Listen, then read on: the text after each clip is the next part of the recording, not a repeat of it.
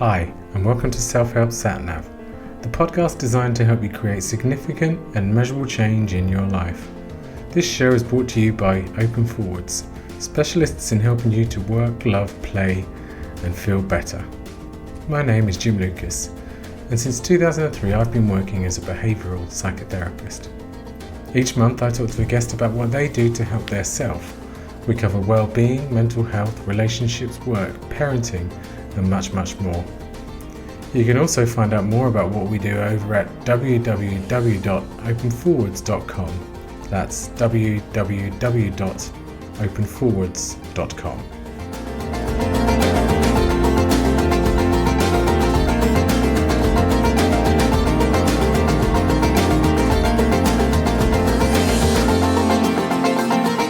Stepping outside your comfort zone is a concept close to my heart. I've learned lots doing this podcast. When I got started, I was scared that I'd be rubbish and that no one would listen to it. And I did it anyway, because there was a bigger purpose to it. I wanted to connect with more people than I could just sticking to one-on-one therapy. My guest today knows all about stepping outside her comfort zone. In the last year, she's been putting up videos on YouTube all about spending 5 minutes a day getting beyond the walls of where you feel comfortable. She's called these the 5-minute breakouts. In fact, the idea has caught on. She's been featured in the Irish Times and invited on Irish radio to talk all about it. She recently co-published a book, and she's well liked and respected trainer in the world of behavioural psychology and beyond. I'm delighted to have her here on the show today. Her name is Aisling Curtin. Hello Aisling, are you there? I am here, Jim, and delighted to be here with you on this podcast. Thank you for joining me. It's good to speak to you. You too. Thanks for the invite. So let's get straight into this. So the first question I want to put to you, Aisling, is what is an example of a self-help tool that you've put to work in your own life? So there's definitely been a couple of ones that I've put to use in my own life that I found really, really helpful. And I think probably one of the simplest, but also one of the most effective ones for me is to kind of start off each day by doing some mindfulness and just a really gentle reflection of, okay, today, what are the things that I want to move toward? You know, who do I want to be and what do I want to do? And what can I kind of tangibly do in my life that I could see in a video kind of camera or a video screen that brings me toward that? And also, what away moves do I need to be aware of today? So what actions might I engage in to try and bring me away from anxiety or sadness or a fear of rejection or failure, for example, and then how can I be aware of that so that maybe I don't engage in those away moves as much. And then again in the evening, just to kind of notice, okay, what did I move toward today? What were my away moves? And that obviously comes from the ACT matrix with Kevin Polk and Benji Schoendorf. And I just find, for me, that's really helpful because I think before I used to kind of think of things in terms of good and bad, right and wrong, and I used to just kind of get caught in a bit of a shame cycle, and it wasn't particularly helpful. So that's something that's really helpful. And I'm sorry if there's some background noise. I've got construction going on near me, and apparently it's a discount supermarket. So I'm sure I'm going to be getting used to this for several months to come. So I'm sorry. I can't hear it. It does not come through. I totally could have just not even acknowledged that. And I guess the other kind of help tool that I really look at is, I suppose, this idea around the comfort zone and doing something every day that helps me to break out of my comfort zone, so that something that actually brings up anxiety, to actually see anxiety as, obviously there are some times when anxiety is not useful, if or not necessarily not useful, but it's indicating that something is wrong. Like if there's a car coming towards me, obviously just hop out of the way. But sometimes anxiety tells me, okay, this is something that's actually really important to me. So I try to kind of deliberately do something that brings me towards my values and who I want to be, that's going to bring up anxiety and other unwanted emotions each day. And just to kind of do that 5 minutes at a time, because I find when I try to do a lot of things all together, I generally fall off the bandwagon pretty quickly. Okay. So I think you're saying two things that you do for yourself there. The first is this kind of slowing down mindful awareness exercise that you do twice a day. Mm-hmm. And you mentioned the matrix. Interestingly, I interviewed Benji Schoendorf previously, so people have got some familiarity if they've listened to that episode. So do you actually, when you do that for yourself, do you actually sit down and put pen to paper? So it depends. Some days I definitely I sit down every day. I've got like this little meditation stool, and I kind of just prop myself in front of my fake fire in my city centre apartment. And I've got two Siberian cats who have a temperament more like dogs, called Loki and Shanti. And Loki usually wants to hang out with me the moment that I start doing mindfulness, and because it's like 5:30, 7 in the morning, I don't feel like I want to just turf You're him out. mindfully kicking him away at that point. Yeah, exactly. But it's interesting because he seems to know when I'm in mindfulness. He seems to like, I think there's a different quality of attention. So I'll always sit down and connect with it. And sometimes then I'll write. And sometimes I'll write about my intentions. And other times I do, what's called a brain dump. So I actually just kind of really write down all the things that are kind of that I'm getting caught up within my head, because one of the things I've realized is especially writing is really important to me, and I can sometimes have a lot of blocks around writing. And I think most other writers will say this, all these thoughts around, oh, I'm not good enough, what do I have to add that other people don't, and stuff. So sometimes I'll just do a brain dump just to acknowledge those and kind of unhook from them a little bit, so I can kind of just get to the task at hand. So I suppose the reality is sometimes I write and sometimes I don't, but every day I'll kind of sit and I'll pick somewhere to sit that I think I'll have a little bit of kind of peace and quiet and a bit of space, bar Loki, of course. So you're roughly choosing your time, you're choosing your location. Yeah. Yeah. And did you say you do it for about 5 minutes at a time? Is that what you said? Yeah, about 5 minutes. I kind of go with a 5 minute kind of minimum, and sometimes I'll go a little bit more, but the commitment is to 5 minutes every morning. And I've definitely found that it's helpful to do it first thing when I get up, even though that might vary a little bit from weekdays to weekend. But just having that kind of contextual cue really helps, because when I say I'll do it at any stage during the day, and I notice this with my clients as well, it just doesn't seem to happen. Yeah, too easy to get forgotten. Yeah. And so since you've been doing this for yourself, what benefits do you think it's had for your life kind of more broadly? Like the things that really matter to you in your life, how has it benefited those things? So I definitely feel like I'm more intentional, and I think it kind of helps me to realize, I know one of my tendencies is to get really caught up in work, and it's difficult because it's something I love, and I'm sure you're the same boat if you're running this podcast, and I absolutely love work. And then sometimes I can kind of realize, oh, wow, I haven't seen friends for like a week or something. So just taking that time to say, okay, look, it might not be possible to see somebody this week. However, I'm going to make a phone call, and also, we're going to set up something for next week. So I find like with relationships, it really helps me. And my partner Trish, and she's also a psychologist who practices that, it just made me realizing, okay, maybe I could have a little bit more patience, or maybe I could be a bit more supportive if something's going on for her. And certainly with my clients, I think it really helps me to kind of realize that I'm the best as a psychologist and therapist if I can balance kind of challenge with support. And I think this kind of practice in the morning, and actually I do an extra practice days when I'm seeing clients one-to-one, I'll actually do the toward and away, especially around with clients, and to actually think with each client, what do I need to do? For some people it might be being more challenging, and for other people it might be actually like holding back and really focusing on being more supportive with them. And for me, that's been helpful to realize that it isn't one size fits all, and it isn't that a toward move is the same in all contexts, that it shifts. So you can't just do this one-off and then hope that it'll make a difference. I think it's the daily practice. I always think little and often is better than perfect and never. So I'm thinking some people might not know quite what you mean by this away and toward move. Yeah. Can you just briefly say like what you mean by that? Yeah, so I consider a toward move any action that helps bring me closer toward who and where I want to be. And often these towards moves might involve some discomfort. So Brené Brown would say, choose discomfort over resentment. So that's something that I aim to do. So rather than doing the thing that feels easier in the short run, that gives me that short-term gain, that short-term relief, I'll do the piece that'll give me the short-term pain at times. So it might feel a bit uncomfortable, but ultimately at the end of the day, when I look back, I'll kind of be like, oh, I'm glad I did that. You kind of start to sit a bit taller and walk a bit like, a bit more upright, because you kind of feel like, okay, yeah, I actually have integrity, rather than, saying yes when we really already have too much stuff on our plate, for example. So a toward move is any action that brings me closer towards who and where I want to be, and an away move is any action that brings me further away. And actually there's a story that I share with people to kind of help illustrate it. Would be useful to share that with you now. Yeah, go for it. Yeah, so you might have heard it before, but there was this regal white tiger, Mohini, in the Washington, D.C. National Zoo. Have you heard the story about him before? No, I haven't. Okay, yeah, so he was gifted to President Eisenhower, and then he was put into the Washington, D.C. National Zoo. And for most of those years, his house was in like this 12 by 12 foot lion cage. So he like paced back and forth and back and forth and back and forth. And then staff in the hospital and activists, environmentalists, they all rallied together and they were like, this is no place for this beautiful, majestic creature. You know, they need this really new and expansive environment. They need trees, they need ponds, they need vegetation, everything. And after several years, they got this amazing habitat for this beautiful regal white tiger Mohini. And guess what Mohini did? Don't know.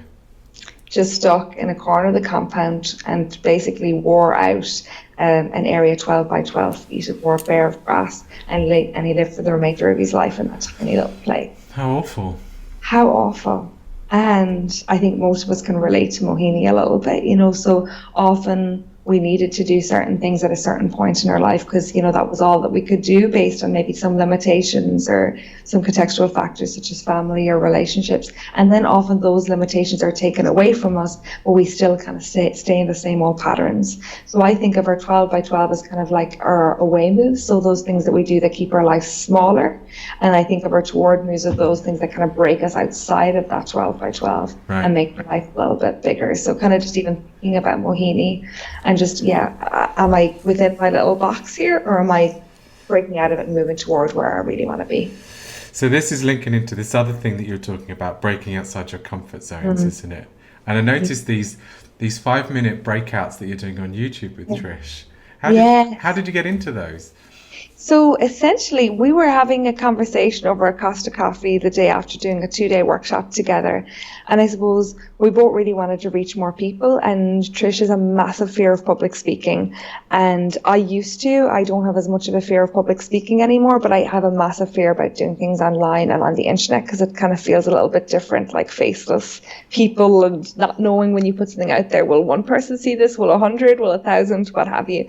So we essentially kind of thought, okay, what about if we did like these 5-minute videos kind of once a day for the next month, and we'd just really be open and kind of open up to vulnerabilities and kind of share these with other people. And that's kind of where it came from. And then I pitched the idea to the Irish Times, a major newspaper here, and they published an exclusive on it. And then just lots of people just seem to really, really like this idea of 5 minutes to break outside of the comfort zone every day, because it just seems like more manageable. Yeah. And the thing I like to kind of say about the comfort zone is that it's not a fixed state, or it's not a fixed space, the comfort zone. It's kind of expanding, contracting all of the time based on our actions or inactions. So if I'm doing a 5-minute breakout, so for the first while we were doing a lot in terms of videos, and then we kind of shifted the focus to writing a little bit more, because then the videos were starting to become a bit more comfortable, and then it's like, okay, now we need to write to get this message out to people. And then it was like, okay, well, I'm doing more radio, and it's kind of constantly kind of checking in around what is breaking out of my comfort zone now, because our comfort zone will get bigger as we engage in action, and also our comfort zone varies from one part of our life to the next. So some people feel very comfortable in work, but not very comfortable in intimate relationships. Other people feel very comfortable in intimate relationships, but like work and education seems to be a place where they feel really small. So it's kind of around shattering this illusion that we just have one comfort zone, and that there's just some people who are confident and some people who are not confident, and some people who are have a massive comfort zone, some people have a small one. That this is actually something that each and every one of us can change day to day with practice. So I can see how your daily practice in earlier on and later on in the day of slowing down to be mindful helps you tune into your comfort zone and notice where you might be trying to just stay within it and where you might want to expand it. Is that how it works? Absolutely. And I think accountability is huge as well. So I'm obviously fortunate because my partner and I, we kind of co-created this together so that we check in with one another regularly, and we check out, like if we're doing fake breaking outs, you know what I mean, where we're saying, oh yeah, I broke out of my comfort zone today, and we're like, no, that wasn't really that anymore, and we kind of will kind of say, okay, what will the consequences be if we do or don't follow through on this? And it's not about being massively punitive, but it is around like life gives us consequences anyway, so can we put little consequences in place? So sometimes I might say, well, I love going to the movies, so I might say, look, I won't go to the cinema until I've kind of caught up on my 5-minute breakouts, for example. And then if I do them, I'll kind of gift myself going over to the gym and going to the jacuzzi in the steam room without having to do any weights or any of the hard work, you know. So it's just about having little kind of incentives, and obviously that checking in with yourself, that becomes an incentive in and by itself, because we generally feel better going to bed at night when we know we've kind of broken out of that small 12 by 12 for ourselves. At least that's what I've noticed, and that seems to be what my clients are telling me, and my workshop attendees are telling me as well. I'm getting like these nice little texts of like, oh, I didn't want to do it, and then I remembered, and then I did it, and I felt much better afterwards. I really recommend to people they watch these videos, because there's something that captures my attention about them, which is you and Trish both show up for them. Like, I mean, you really show up for them. You're prepared to kind of be open and be vulnerable. That's what comes across to me watching them. Yeah. So I get a sense that you're really kind of trying to model the sense of stepping outside of your comfort zone. Yeah. I'm assuming that's something that you're really kind of conscious of and intentional about. Yeah, a big time. And I think, Jim, when I look back at the people I've learned the most from, they were people who walk the walk. And I think kind of a really life-changing workshop for me a few years ago was with Jonathan Cantor. It was my first workshop in functional analytic psychotherapy, which is kind of like I often think of it as a sister therapy of acceptance therapy. And they talk about like toward awareness as well, and around if we bring awareness, courage, and simultaneously into our relating and our relationships, that works best, and that vulnerability isn't a weakness, and that can we connect with our vulnerability, and that basically the best way that we can teach anybody anything is through modeling. And I saw that when people share their life histories or shared shameful moments in their own life, when the facilitator really showed up and really connected to that and modeled that, it gave me permission to do it myself in a way that somebody telling me that I had permission to do it never did. Yeah. And then so presumably then that has a big impact for the people that you're working with. So I know you said you work at, is it St Patrick's University Hospital? Yes, I work in St Edmundsbury Hospital, which is part of the St Patrick's system. So that's adult psychiatry. So I've worked there now. I think it's 9 years this year. You know, time flies when you're having fun, I guess. And I work in adult psychiatry there, and I used to work there full time, and then I left there and I continued to do consultancy work there as I kind of set up initially Act Now Ireland and now Act Now Purposeful Living. And the amount of people in their 60s who turned around and told me, if only I had learned these lessons 40 years ago, my life could have been fundamentally different. And it kind of seems odd, but in ways that was actually what made me leave the hospital, because I kind of thought, okay, do people really need to get to these acute states of depression and anxiety in order to access these skills that are actually amazing for all of us to have? And like, I've personally struggled with anxiety in my own life. Trish, my partner, struggled with depression. So we bring that sensitivity. For me, it's not us versus them, it's us and us. And I think we're all on the spectrum. And can we just kind of see those parts within ourselves, that there really are a few skills that if we learn them and apply them regularly, it's the difference between a life lived well and a half-lived life. And I just hate the idea of anybody dying with a song left in them, you know, as the song goes, or like Mohini within their 12 by 12 and kind of thinking, if only, you know, it's really eye-opening when you look at the top 5 regrets of the dying. And I suppose that's my aim, is that I don't want to have those regrets myself, and I don't want anybody who I come into contact with who's willing to listen to me to have those regrets either. Yes. It's lovely to hear. I mean, the sentiments that kind of I share as well, the us and us. And kind of showing up and being prepared to be vulnerable and modelling that. And I think it really creates belonging and creates safety for other people. Big time. And for us. Yeah. Absolutely. I think it becomes more enjoyable work when we can really be ourselves, and to really be touched by other people's lives and other people's struggles and other people's victories. I think when we can really fully feel that, this work becomes like the best work that anybody could ever do in the world. And it's amazing when people hear I'm a psychologist, they're like, oh, that must be so tough. And I'm like, talking to other people, I've got it pretty good. And obviously I need to be aware of self-care and all of those things, and nurturing and nourishing activities. But overall, I think if you can really be in this work without trying to numb it out, I think it's incredibly beautiful and meaningful work to do. So if somebody's listening and they're wanting to kind of try out some of what you're saying you do for yourself, are there any tips that you can give them about how to make that work as best as it can for them?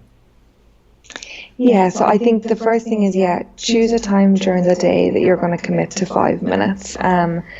As that I think often first thing in the morning, or even if you put it around a mealtime, I know not everybody likes the mornings, but even if you tie it around a mealtime, but you have a concrete time that you're going to do something to kind of check in with yourself. And then I think also to ask yourself, if you were to do something outside of your comfort zone for 5 minutes a day, what thing would kind of have the most impact on your life? And I always think it's helpful to reflect, okay, what's the immediate, short, medium, and long term pains and gains of both staying within my comfort zone and of breaking out of my comfort zone as well. And I think that if you can identify those, because the reality is anything we do it for good reason. All of these things, they serve us well at some point, and we get some at least short-term gains from it. Yet can we kind of at least take Pema Chodron says the most fundamental aggression we can ever do to ourselves is not to have the courage to look at ourselves honestly and gently. And I think that there's something in that. So can we honestly and gently look at ourselves every day? And then at least we can make an informed choice in our lives rather than our lives kind of happening to us. And also, if people want to get in touch with me, I'm happy to send them on some worksheets and MP3s that they can apply as well. Yeah. I'll ask you at the end about what the best way for people to get in touch with you is. I noticed you've recently written a book, Mindfulness and Acceptance for Gender and Sexual Minorities. Yes. So who's this book targeted at? So this book is targeted mainly at clinicians and educators and therapists. So I wrote it with Matthew Skinta, and I suppose it very much kind of came from a personal place. I came out later in life myself. In my late 20s, having had relationships with men previously, and some of my family had a really tough time getting their head around that, and even some of my friends were kind of like, well, I never kind of saw that, and people just constantly wanted to categorize and box, and it's hard when people have one kind of vision of who you are, and then when you kind of break outside of that. And I think a lot of people feared that my life was going to become more difficult now that I kind of was a sexual minority, and actually it was quite the opposite for me. In fact, I found really for the most part very liberating, and it was kind of like, okay, right, this is me and this is who I am. And I really believe in the Buddhist saying of no mud, no lotus. So I kind of think if you're going through suffering, how can you convert that to compassion for yourself and other people? So I thought I want to write a book that's really going to help clinicians and educators to know more about gender and sexual minorities who've experienced rejection and shaming just as I had, in a really kind of humane and compassionate way, because before that there wasn't really that many books out there, and most of them had been written by people who are heterosexual and cisgender. And cisgender, for those who don't know, it's just a name to say that your assigned sex at birth matches what gender kind of people would kind of usually put on you. And that there's nothing wrong with being heterosexual or cisgender, but it's just that when we're talking about this, I think it's helpful if it's us and us versus them. So it was a real honor to write that book, and people seem to be really enjoying it, and we're having our first conference over in the San Francisco Bay Area in the next month around that. Wow. Yeah. Fairly average place to go, isn't it, to have a conference? Yeah. I know, it's not the worst place to get flown out to, right? That'll do. So and then the next project is a self-help book around 5 to Thrive and 5-minute breakout. So looking at this concept of 5 minutes to breakout. So we're currently in talks with the publishers, and all going well, that will be on the shelves for Christmas of this year, but if not, it'll be next year. So I'll be sure to send you a copy. Actually, you would be great to review it, so I'll have to talk to you after this podcast to see if you would be open to such a task. That sounds great. Yeah, I'd love to. Fab. So I was going to ask you about new projects that you had on the horizon, but that sounds exciting. Yeah, it's going to take up a lot of your time, I bet. Yeah, it is exciting. So the book, and then also our big thing is around developing more online programs, because we're aware that in person we can only reach so many people. So we're looking at Udemy and some other platforms to kind of create these programs so that people can join in with us anywhere around the world, and also building some kind of coaching packages, both one-to-one and in closed groups as well. So we're getting married on June 20th, and then the plan is 2 days after the wedding we're flying over to Seville for the ACT World Conference, which hopefully I'll see you at, and then we're going to go from there hopefully to Italy to finish off our book and just enjoy being married, and then to kind of work on our online programs as well. So it's we're taking 3 months kind of away from our regular life here in Ireland to kind of really devote the time and energy that the book and these online projects deserves. Okay, yeah. And so the online projects, are they working through, is it Act Now Purposeful Living? Yes, yeah, Act Now Purposeful Living. So the website is actnowpl.com. We thought to have actnowpurposefulliving.com. People would be so tired by the time they'd finished off the URL that they wouldn't want to do anything else. So yeah, they'll be going through Act Now Purposeful Living, and also I suppose people can find out through my Twitter and our Facebook and that as well. And I'm sure you'll probably put up a link, because you're able to pronounce my name perfectly and spell it, but for non-Irish people the name Aisling Curtin is a little difficult to find. I'll be honest, it was only recently I learned how to pronounce it properly. I used to just say Aileen. That's not a name I've heard of before, and that's like, no, it doesn't sound right. Yeah, I called Aisling, Ailing, Aileen. You name it, I've been called it. So the easiest way is, I'm like, it's like Ashley, but it's a ling at the end, and I'll only tell you how to spell it if you really need to know that. And so what is the best way for people to get in touch with you if they wanted? Yeah, so our website, www.actnowpl.com, is one way to get in touch, and people can sign up to the mailing list there if they want to kind of get access to MP3s and worksheets and so forth. And then also, as you know, I'm very active on Twitter, so that's at Aisling Curtin, AISLINGCURTIN, and I put stuff up there every day. And then we also have an Act Now Purposeful Living and a 5-minute breakouts Facebook page, so if anybody wants to join there. And obviously 5-minute breakouts is on YouTube as well. Fab. Yes, there's plenty of ways to get in touch with me. Too many ways to get in touch with me. Well, it's been great talking to you, and I loved having you here. It's been a really exciting conversation. You clear to be doing lots of brave, courageous, and exciting things. So, good luck with it all. Thank you. And one of our things for 2017 is to have a podcast. So I hope that you will be willing to come on our podcast once we get that up and running, because I'd love to have you on that too. Turning the tables. Yeah, okay. There we go. Yeah, exactly. I'll make you sweat the next time. Be a pleasure too. Thanks for joining me, Aisling. Thank you. Bye. Thanks, Jim.